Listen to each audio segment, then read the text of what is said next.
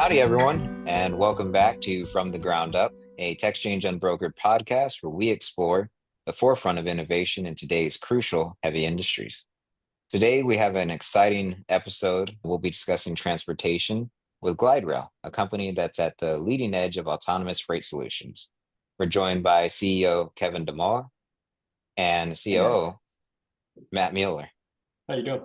Thanks for being on the show, guys. So, start off, why don't you guys introduce yourselves and tell us how you came up with GLÍDRail and how you got into the industry? Cool.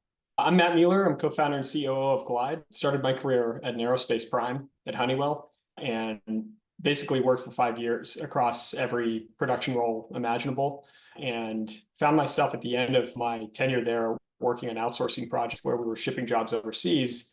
And it left me with a strong desire to work on industrial America. I was considering a couple career paths at the time, and then luckily down the street from me, I found SpaceX. And so immediately found that re-engaging of America's industrial footprint. I fell in love with the company, the mission, the culture, the first principles approach to problem solving, and led teams for years there in the reliability, manufacturing, and operations realm. And actually, that's where I met Kevin. We had a few anomaly investigations we had to work through together on some bridge interactions with shipping hardware across sites. Got me a quick crash course in logistics. Literally. So I'm a bit of a logistics outsider. Kevin's the expert there. But I learned firsthand that there's a lot of opportunity to optimize logistics, and continued on my career at SpaceX. Jumped around at a couple startups afterwards, largely with the focus on reindustrializing America, implementing software and process efficiencies to improve our industrial footprint, and got reoriented a couple years ago in the fight for net zero and fighting climate change. And the thing I fell in love most with Kevin's idea when we reconnected this year and he talked to me about what he was working on was that he's not just working to electrify one piece of our logistics network. He's looking to solving a major efficiency bottleneck as well as electrifying and automating transportation. So I'm super excited to be here. I'm Kevin Damoa. I'm the founder and CEO of Glide. I started my career off in the U.S. military at the age of 17. I joined the Army as a cavalry scout and logistics as well. I did 2 tours in Iraq, one in Afghanistan, and then shipped over one firefight to a different kind of firefight. I moved to California with the California National Guard and fought fires there 1 week in a month and then 2 weeks a year. In the background, my first real job was with SpaceX, and they recruited me to support them with their flight module logistics department. An organization that I ended up creating while I was there. I was in charge of the ship and apparatus design, as well as the logistics infrastructure for moving the rockets and all flight modules from manufacturing to test to launch, and then recovery operations when those vehicles came back to Earth. I did that for a good amount of time and then transitioned over to legacy aerospace. I worked in the F-35 program as both an engineer as well as a program manager. And that was short-lived. Jumped right back into the startup world and led as an executive on early teams at companies like XOS Trucks, Harley-Davidson, Serial One, Romeo Power, and Canoe, just to name a few. And then 2022, saw what was happening in the world, really wanted to leave a footprint and make lasting change on the infrastructure that I spent at that time, maybe 20 years of my life in the logistics field and moving ocean freight, rail freight, truck freight, space freight, air freight, all kinds of freight, all kinds of commodities. Really wanted to make an impact in those areas. And I saw the congestion happen at the ports, the underutilization of our networks on the rails, and the overutilization of our roads within America. So I thought if I combine 2 modes of transportation, road and rail together, while eliminating all the inefficiencies, transloading, quote unquote, I will be able to streamline the way that we move in America and then throughout the world. So we came up with Thesis of Glide, and here we are today. Man, guys, I should give you the podcast. That was a hell of an intro. What a strong team. That's great. Thank you for your service. And it's interesting. Did you guys happen to work at SpaceX here in Bastrop or at any of the Texas locations at all? Yeah, I did a lot of work in McGregor. A lot of Okay. work in McGregor, really early on. I joined before we went to the International Space Station, so that puts the timeline during my tenure there. And I oversaw the reliability teams in McGregor. So I had a 2 or 3 year stint where I had teams in McGregor as well as all the inspectors. Nice, nice. I was in the adjacent area myself, working over at the boring company as an electrical subcontractor building that facility, but I got to see SpaceX expand over across the streets and begin their construction before I left and went back to university to pursue a graduate program. So that's pretty awesome. Yeah, yeah. So for our non-logistics transpo people here, could you guys expand on the bottlenecks and inefficiencies that led you to found GLYDRail? Yeah, no, of course. If you just look out and you hop on a road, I put it in that perspective, and you're driving and you're experiencing traffic, and in front of you are miles and miles of trucks. That's the reality of logistics here in America. And then you look over to your left or your right, and the rail completely empty because rail is severely underutilized here in the U.S. Class one railroad utilizes about 70% of their capacity. Class two and three, which is your regional railroad, they're down to about 30 to 40% of overall utilization here in America. If you make that shift, you essentially take those road-based commodities and transfer them over the rail, you immediately balance those things out. But there's an issue there. The only way you do that is by involving additional material conveyance. So we're talking about cranes, forklifts, transload facilities that are needed in order to move one increment from one modality to another. And that costs money, right? It costs capital cost. And that can be on the matter of $5 million up front to 1.5 per year operationally to the actual cost to us as a customer. And we have to pay for those terminal handling costs that sometimes come at a tune of $1,500 each time this transaction happens. So you're looking at a maybe $3,000 to $5,000 hit to your landing costs just on that situation happening. So we're looking at streamlining that. Okay. Okay, so I see it. As you guys might know, or if I haven't shared with y'all, I'm a big fan of Amtrak, taking the train, traveling across country, but I have experienced other inefficiencies. So while for those freight drivers out there, driving cross country is, and having done it myself for business, it can be taxing and very tiring. But taking the train, I feel like it takes longer. Now, given as a passenger train in the United States, priority is given to cargo, to freight. So usually when I'm on the train from Austin to Chicago, it's a 28-hour trip on train versus I could shave off 10 hours if I were driving. But given that the infrastructure is not there to support moving cargo off of the freight trains, even if we put trucks on the rail, might be a little bit difficult, or how would GLYDRail overcome these limitations? Yeah, I see it as if you draw a map or you look at a map and you draw a straight line from destination to destination, you'll find through that straight line, you'll have a weaving of highway and rail, right? What Glide does is essentially finds the quickest path between those two intersections and applies that seamlessly. So think about you have a load that's traveling via road. Hey, we can do that all day. That's easy. Everybody does that right now. There's a lot of autonomous and non-autonomous companies moving freight via road. But along that path, you have rail that is unimpeded and is a quicker path through a municipality or through a suburb or whatever it may be. We have the ability to shift to that quicker, more efficient mode of transport rail, and then get on that, travel to where it makes sense, and then jump back on, following that straight line that we drew across the United States from destination to destination.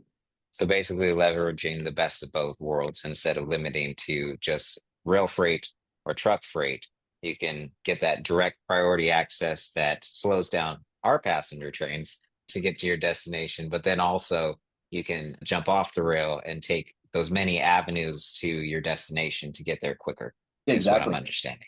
But that's exactly it. One thing I would say is instead of saying, hey, passenger freight or this or road freight or rail freight is just freight, right? The other piece to look at is rail is on a schedule, right? So passengers will have a schedule, freight will have a schedule, and then Glide will slot in a schedule as well, because the name of the game is optimizing utilization on each modality. So we look at buffering times and say we pull up to a place where there's detention or the schedule was blown, then we can reroute. Instead of taking a rail here, we move along the road for a little longer until we see a free path, and then we jump onto the rail because we know schedules break. So that's one way for us to look at it as well.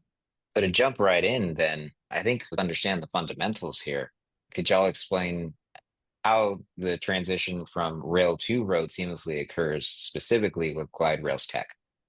Yeah, totally. Our moonshot, right? The glider that we're portraying to the world, what we have for our mission, how it works. So, in order for our gliders to actually deploy, we utilize infrastructure that is currently there in place. So, any time you see a rail spur at either a rail crossing or at the point of embarkation, that's where we access the rails. And how our technology accesses the rail is we have sensors and cameras that read the datums on the road and the track because we have the ability to do track inspection via geospatial mapping.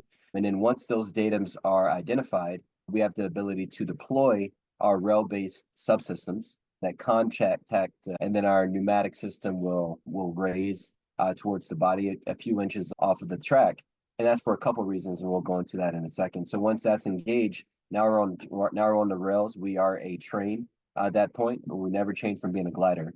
We traverse down the track, and the great thing about us having our wheels so close to the track is, say we get to a point where we need to climb a hill, right? Currently, the way that rail cars do it, they salt the tracks or they sand the tracks in order to get traction because metal to metal doesn't have traction. We have the ability to then lower our pneumatic wheels, contact the track, so now you have traction.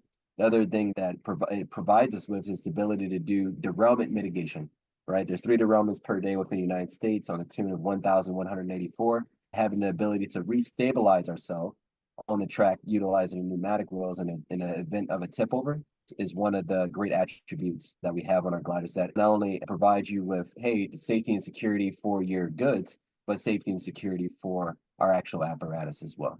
Once we're on the rails, we'll travel down it. And then once we get to a spot via last delivery or at the point of scheduling where we need to transition over the road, then we do that operation in reverse. So we'll pull up to the place where we're going to disembark, either at the end location or at one of those rail spur entrances or exits. And we get off by lowering our pneumatic wheels, picking up our metallic wheels, and then gliding onto the road and proceeding down the route. It sounds pretty simple to me. I can just see it. And I feel like this is the early stages of a transformer. So now we have AI, you bring together GLYDRail, and then who Yes, knows, maybe it'll transform on its own. I'm kidding. exactly. But yeah, I've been delayed by a derailment and working underground. So we have mine trains. And so in the Rocky Mountains, I'm very familiar not only with breaking up ice during the wintertime on tracks, but then also salting and putting sand down to try to get that traction to Yeah. move the buckets in and out of the mine. But yeah, and derailments are no joke. I think back a couple months ago here in Austin, I was jumping on a train in Chicago, and don't quote me on this, but I believe it was a train for Union Pacific had derailed around the turn leaving the station. And so we were there for about 2 hours just waiting for them to clear the track so that we could leave the train station. Yeah, nobody was injured that I know of, but I do remember seeing it on the news and I was like, that's what caused the delay. Oh, man. Yeah. Yeah. So I'm envisioning, I can see exactly what you're talking about. Now let's focus on a more practical example. Let's say a manufacturer needs to ship their goods, which you mentioned the entry and exit onto the rails, which I've seen plenty of times traveling by rail. Usually rails are built along rivers where our cities were built in the United States. So that makes good sense to me. But in a practical example, a manufacturer is shipping to a distribution center, let's say to a big city. How does GLYDRail optimize this process for the shipper outside of the tech? Yeah, great question, Christian. So the way that we would do it, we treat the goods the same as though you treat the freight today, but utilizing our combination of modalities. Essentially, we'll take the larger good, we will say it's a bulk break container, and we'll transport that to the facility utilizing that straight line concept that we spoke about today. What is the most efficient route? So we'll get to that destination. And the great thing about us is once we get to the destination, you don't need to unload us with a forklift or break down that pallet. We have the ability to actually offload ourselves utilizing our hook lift capabilities. So we'll offload, drop that container, and then the persons on site can do all the cross docking. The great thing about us as compared to what that manufacturer will typically see is we are eliminating that transload. So traditionally, say you are traveling from Tacoma to Chicago, you'll probably come about maybe 4 transloads in order to reach your destination. 4 transloads and maybe 3 switches. We'll bypass each one of those transload facilities.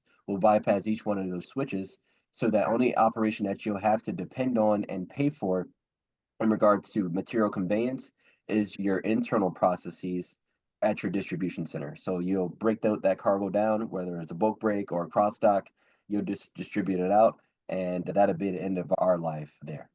Okay. And just for our listeners here, because there's a lot of industry jargon, could we explain some of the terms switches, load, cross dock, et cetera? Yeah, no, of course. Sorry about that. 23-year logistician. That's like a first language for me. So, transload is essentially when you move cargo from one modality to the other, utilizing material conveyance, so cranes and forklifts. So, from the road, pick up the crane or forklift, rail, you put it on the rail cars and you transport it down the rails and then back again for that process in reverse. Cross docking is essentially taking your load and then moving it over to another load by essentially breaking down what you have within that increment. So you have it's full of boxes, then you'll literally open up the back of the container and then pass the goods from one modality to the other. Another one will distribute. You may have multiple trucks that pulls into the back of this truck, or you may cross dock into a facility and that facility will receive it and distribute it out that way. So that's cross docking. And then the last item is bulk breaking. Bulk breaking essentially is cross docking, but at a larger volume. Say you were moving a container, that container is broken down into segments. You would break down the first segment per distribution center and carry on. So the first one will get maybe a quarter of the container, the second person will get a quarter, you break it up into quarters, and that's what a bulk break is. Perfect. Perfect. I can see it all. Reducing movement and longer straight shots to their destination, which would then lower cost and increase the efficiency and the movement of the freight. I totally understand. And then I think that's very interesting, the bulk breaking. So as most freights usually going into ports that we have coming in, they usually don't pack like one client's materials in there. They try to pack in as many different clients as possible to utilize all the space inside of the container. And Yes. so I understand now. That's pretty cool. Okay. So I can see the practical approach and why it would be more efficient to companies to use your technology. How about sustainability? Could you explain the detail in how your technology reduces carbon emissions compared to traditional freight methods? Yeah, absolutely. Existing electrification plays look at how do I look at a transportation modality that is already in play and slap a battery pack on it, among some other things, obviously. I think what's unique about ours is that we're taking a look at an end-to-end process and optimizing it with one vehicle type. So this gives us several advantages from a sustainability standpoint. One, we're obviously moving from diesel, biodiesel, et cetera, to full electrification with regen braking, as most electrified vehicles have. But also, we're eliminating the cockpit by going to fully autonomous vehicles. And so that eliminates a lot of unnecessary mass and inefficiency. We're also operating this on short duration runs. So operationally, it optimizes the range capabilities of electric vehicles. But as Kevin alluded to earlier, there are several other sources of emissions throughout this process. So the forklifts, flatbed trucks, cranes are all diesel powered throughout this process. And so by eliminating those and only requiring one vehicle and not having to lift cargo, you're cutting out all those source emissions as well. Yeah, it's a lot to digest, but totally see the potential here. So how are you engaging with businesses and industries to implement your solution? Yeah, due to the fact that this is a huge efficiency gain, you're able to cut off potentially 7 to 10 days on a 40-foot container by going this path, as opposed to waiting until a rail car comes in, has an opening, and then you can assemble your labor and everything can sync up to where you can drive the container in, lift it off the truck, and lift it directly onto a rail, assuming you have availability at that terminal for rail at that point in time. Port customers are really interested in the efficiency gains. Our logistics network is hampered by two main things. One is an ever increasing demand, population growth in the United States, coupled with increased consumption. But at the same time, you have this labor shortage in long haul trucking and across port communities that has to be counteracted. And so there's a direct marketed impotence for using our technology. So we've partnered with Tailored Transport, Port of Woodland, and PBJR, and have a number of other exciting strategic partnerships that we're working on to deploy some pilot projects and get things working operational, and then continue on developing our book of business over the next couple of years. We're partnering, in short, with smaller, more nimble customers that are looking to take on more capacity from larger players. But at the same point, what we hope is that through those pilots, that everybody sees the light on the potential of leveraging Class 2 and 3 rail for wider adoption. That includes additional verticals beyond ports, including mining, agriculture, waste, and freight as new potential sources. And what about obstacles? I know you mentioned a couple there. What obstacles do you foresee in achieving wider adoption? And then what trends do you think would influence glide rail for years to come?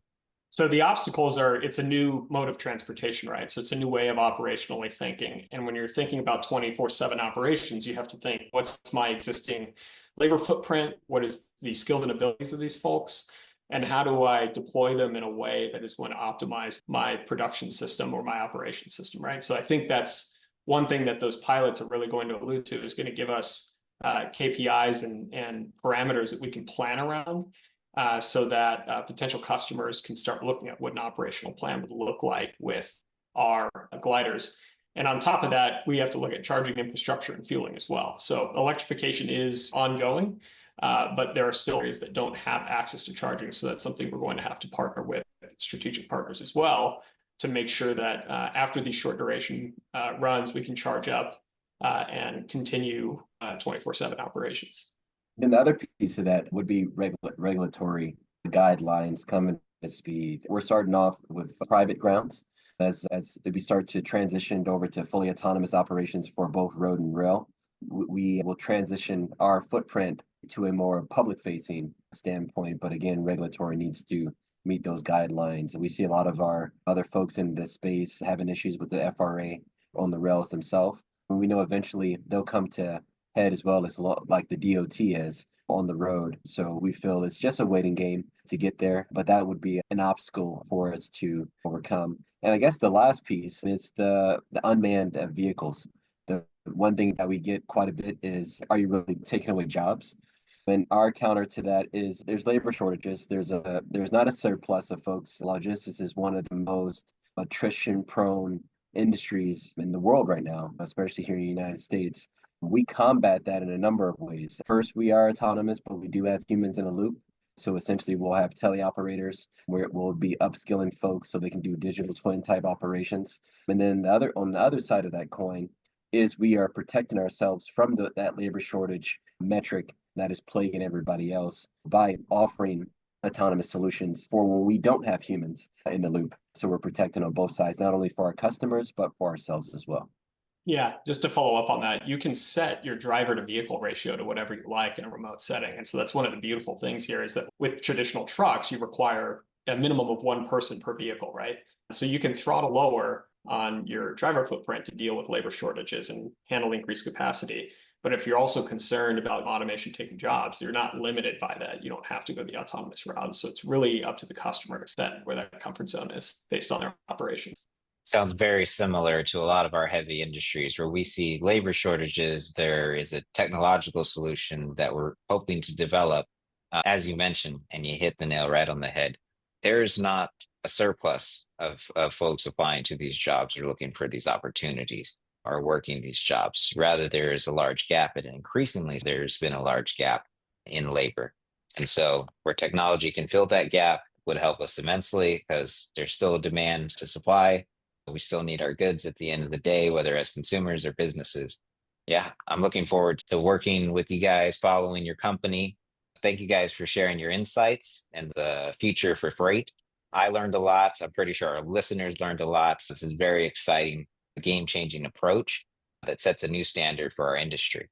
So for our listeners, last question, where can they find out more, whether they're investors or maybe that they want to be a part of what you're building or just interested?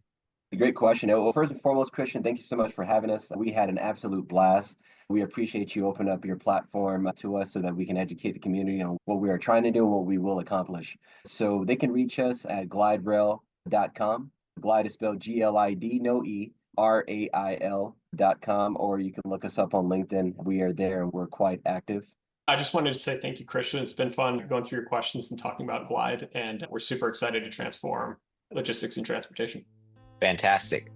And as always, don't forget to subscribe to From the Ground Up, a Tech Exchange Unbrokered podcast. We're here to keep you updated on the latest innovations shaping our heavy industries around the world.